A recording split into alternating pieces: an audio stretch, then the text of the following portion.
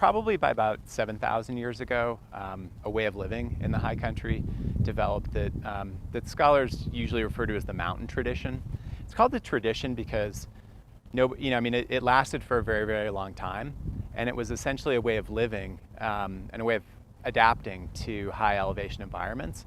And so the people who practiced this probably changed over time, biologically, ethnically, politically, and we don't really know who they were.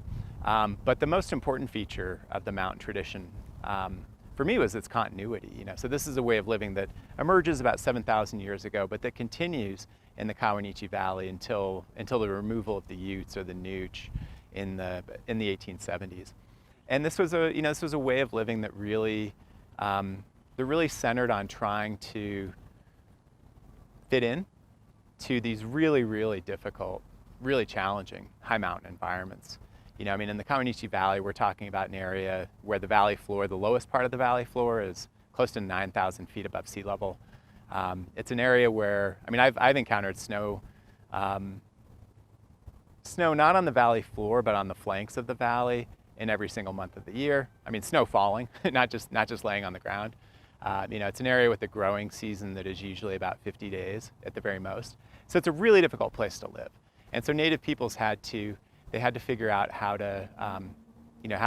what opportunities, what niches were available to them, but they also had to be incredibly flexible and resourceful and versatile. And so the essence of the mountain tradition then really centered on frequent movement, on never putting too many of your eggs in a single basket, because that would be completely ludicrous in that type of environment. So people were highly mobile. They could only really live in relatively small groups, usually sort of extended families at the very largest. And they had an incredibly deep knowledge of all of the ecosystems, the different rock formations, where they obtained materials for tool making. And so it was a way of moving, of balancing, of harvesting things that were available when and where they were most likely to be available, and then getting out of there before you got yourself into trouble. So the mountain tradition was, in sort of broad terms, I think most people would think of it as a hunting and gathering tradition. I think for a lot of people, hunting and gathering denotes a kind of simplicity or a sort of primitivism.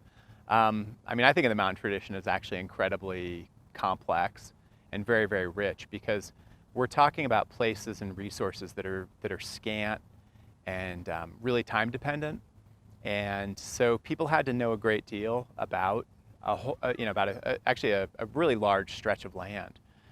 They had to know about resources and when they were available, both in time and in space. And then, of course, there's all of the sort of religious and spiritual dimensions of this that we know relatively little about, that we can only sort of get at secondhand from some of the scattered remnants.